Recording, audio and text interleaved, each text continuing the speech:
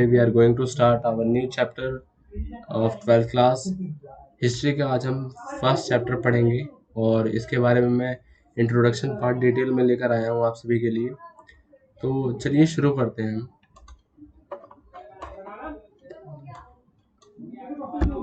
यहाँ पे जैसे कि मैंने बताया कि हिस्ट्री का चैप्टर 1 हम क्लास 12th का डिस्कस करने वाले हैं, जिसका नाम है ब्रिक्स ब्रिड्स एंड बोन्स। ठीक है, हिंदी मीडियम वालों के लिए ईंटें, मनके तथा अस्थियाँ, इसके बारे में हम लोग समझेंगे। तो बेसिकली यहाँ पे मैं पहले इंट्रोडक्शन इस चैप्टर का दूंगा, बेसिक थीम समझाऊंगा कि इसमें है क्या, और एक्चुअली में ये जो चैप्टर है जो एनसीईआरटी हमें 12th क्लास में पढ़ाती है चैप्टर 1 के रूप में, इसमें एसेंस क्या है इस चैप्टर का। तो चलिए शुरू करते हैं। तो पहला जो हमारा टॉपिक है यहाँ पे, human settlements in India date back to pre history time. अब यहाँ पे आपको समझना होगा कि प्री हिस्ट्री टाइम आखिरकार होता क्या है। प्री हिस्ट्री टाइम एक ऐसा टाइम है जहाँ पर हमें किसी भी इवेंट्स के कोई रिटर्न रिकॉर्ड्स नहीं मिलते हैं, कोई रिटर्न एविडेंसेस नहीं मिलते हैं, जैसे कि कोई लेख नहीं मिलता है। जहाँ पर इतिहास का कोई लेख ना मिले उसे प्री हिस्टोरिक टाइम कहते हैं। क्लियर है? वही चीज़ यहाँ पे उसकी डेफिनेशन बताई गई, no written records of pre history times are available. यानी कि प्री हिस्ट्री टाइम्स के कोई भी रिटर्न रिकॉर्ड्स अवेलेबल ही नहीं थी उस समय में। ठीक है, history of that period is reconstructed through archaeological remains from that period.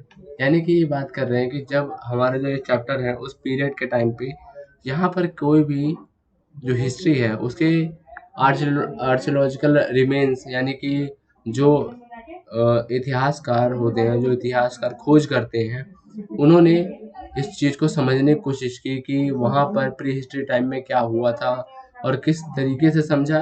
उन्होंने कई सारे स्टोन टूल्स का इस्तेमाल किया, समझा उसे, पोट्रीज का इस्तेमाल किया, मेटल आइटम्स का इस्तेमाल किया उस समय के समझने के लिए कि आखिरकार इस समय में हो क्या रहा था, इस समय की मानव सभ्यता का आखिर किस तरीके से निवास था, क्या इकोनॉमिक प्रॉब्लम थी, क्या पॉलिटिकल इश्यूज थे, क्या सोशल इश्यूज थे। तो इन सबको डिस्कशन किया आर्कियोलॉजिकल रिमेन्स के थ्रू। अब आर्कियोलॉजिकल रिमेन्स जो होते हैं वो यहीं पे हमें बताए जाते हैं कि ये जो है हमारे stone tools, potteries, metal items उस जमाने में ये सब पाए गए थे। ठीक है, तो इन सब की मदद से हमें एक आइडिया मिल जाता है, हमें एक एसेंस समझ आ जाता है कि किस तरीके से आर्कियोलॉजिकल जो आर्कियोलॉजिस्ट थे उन्होंने किस तरीके से स्टडी की और क्या क्या चीज़ों की मदद से उन्होंने आगे की तरफ देखा।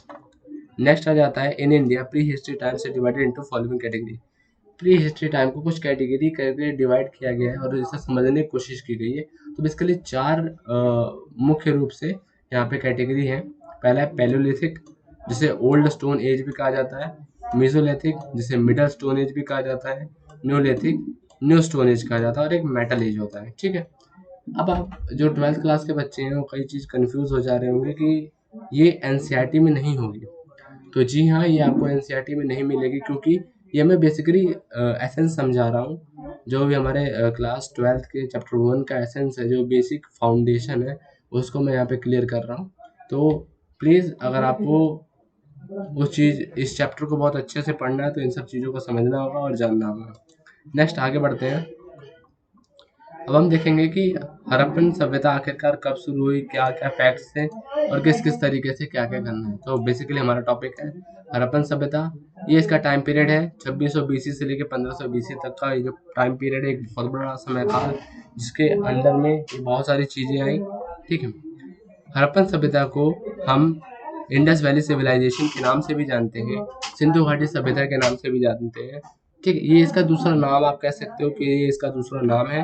ठीक है, अर्ली एक्सकेवेशंस ऑफ IVC का मतलब है Indus valley civilization were done first in Harappa in west Punjab and Mohenjodaro in Sindh. जो पहली बार एक्सकेवेशन हुआ, खोज किया गया, वो हड़प्पा के वेस्ट पंजाब में पहले तो हुआ, दूसरा सिंध में मोहनजोदाड़ो, ये दो शहर है हड़प्पा और मोहनजोदाड़ो, वहाँ पर ज़्यादातर एक्सकेवेशन किया गया, खोज किया गया। क्या आखिरकार ऐसे मतलब आप जब आगे पढ़ोगे इस चैप्टर को तो जानोगे हड़प्पन सिविलाइजेशन जो हड़प्पन सभ्यता है सिंधु घाटी की, ये वर्ल्ड क्लास सभ्यताओं में से एक है। Finding of these two sites brought in light this civilisation was initially called Harappan सभ्यता। जब यहाँ पे हड़प्पा में वेस्ट पंजाब में मिला, कोई पंजाब पाकिस्तान वाला जान दीजिएगा, और मोहनजोदारो में सिंध में मिला, तो यहाँ पर इन दोनों पे जब एक ही चीज़ मिलती है, एक ही देखते हैं कि मकान एक है और जो ब्रिक्स हैं वहाँ पकी हुई ईंटों का प्रयोग किया जाता था। जब उन्होंने यहाँ तक ये पाया कि कल्चर भी सेम है, तो उन्होंने क्या किया, इन दोनों जब यही तो हड़प्पा और मोहनजोदारो में ही जो आपकी एक्सकेवेशन पाई गई, तो उसका नाम हड़प्पन सिविलाइजेशन रख दिया गया।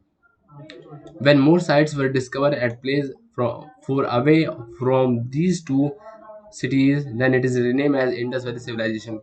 और अब इंटरेस्टिंग बात तो ये है कि जब और भी एक्सकवेशन हुआ, जब और भी आर्कियोलॉजिस्ट फाइंड करने गए, तो वहाँ पे और भी साइट्स मिली। क्या है, मिली मोर साइट्स। जब डिस्कवर हुआ और बहुत ही ज़्यादा दूर दूर मिल रहे थे, ऐसे नहीं थे कि नज़दीक में मिल रहे थे। कोई राजस्थान में मिल रहा है, तो कोई पंजाब में मिल रहा है, तो कोई हरियाणा में मिल रहा है। तो इतने दूर दूर जब साइट्स मिलने लगे, तो उसको इंडस वैली सिविलाइजेशन बोला गया, सिंधु घाटी की सभ्यता बोला गया, क्योंकि ये सारे प्लेस जो है इंडस नदी, इंडस रिवर के आजू बाजू ही मिल रहे थे। ठीक है, नेक्स्ट बात करेंगे कुछ इंपॉर्टेंट साइट्स की। तो चलिए इसके बारे में थोड़ा डिस्कशन कर लेते हैं। इंपॉर्टेंट साइट्स में पहले तो आता है सिंध।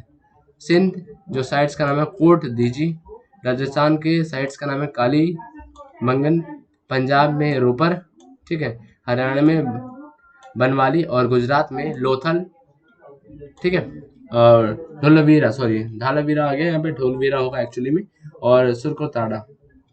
अगर आप कहेंगे तो मैप भी मैं प्लॉट करवा दूंगा इसमें, तो अगर आपको मैप चाहिए इससे रिलेटेड तो आप मुझे बता सकते हो, मैं वो चीज़ भी प्रोवाइड करवा सकता हूँ।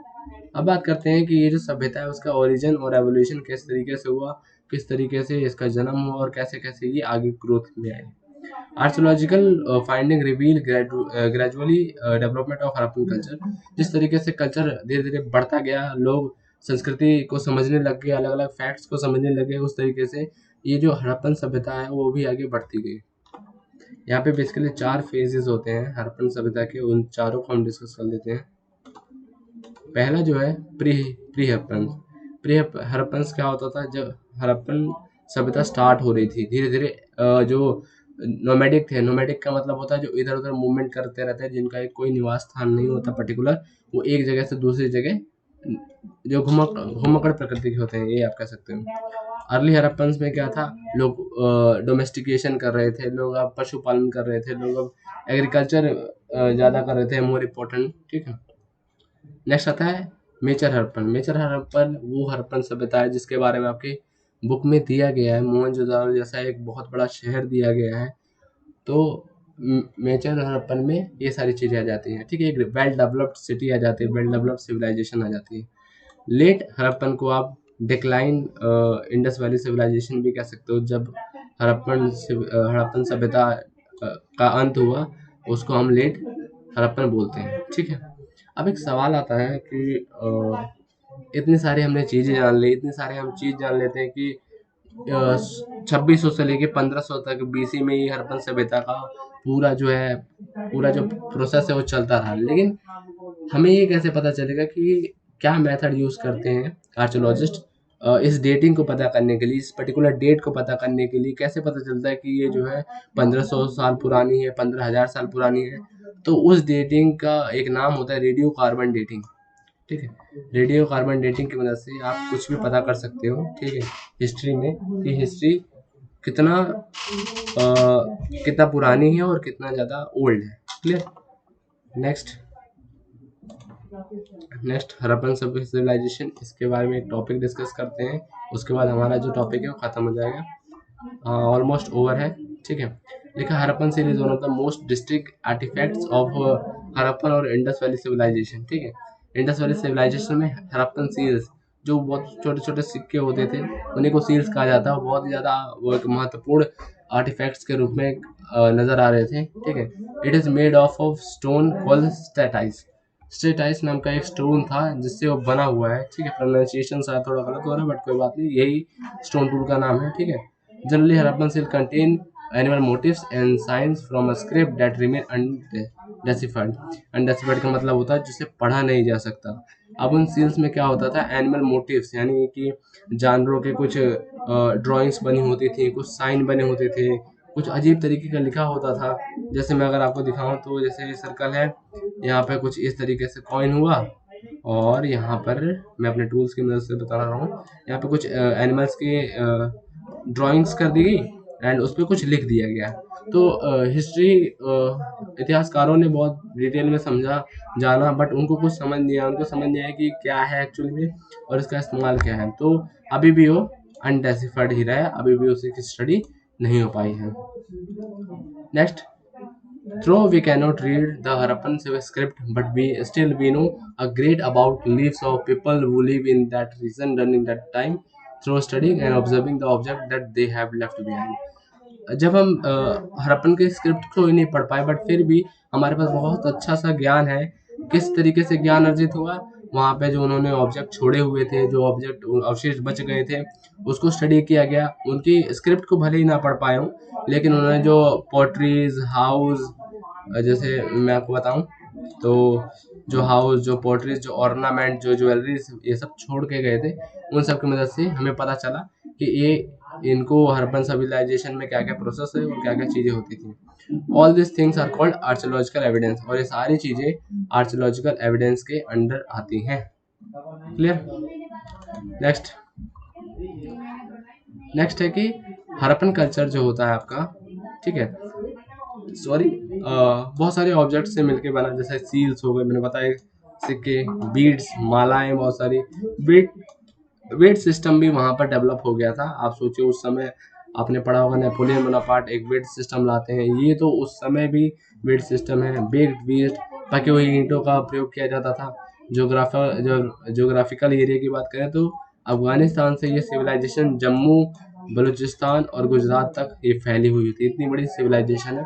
पाकिस्तान का भी एरिया ऑलमोस्ट, अफगानिस्तान को करें तो पाकिस्तान का भी एरिया ऑलमोस्ट कवर हो चुका था। टाइम पीरियड की बात करें तो टाइम पीरियड बिटवीन 2600 से लेके 1900 तक के बीच का ये पीरियड है। ठीक है, तो ये था बेसिक इंट्रो हमारे क्लास 12 के चैप्टर 1 का, हिस्ट्री का।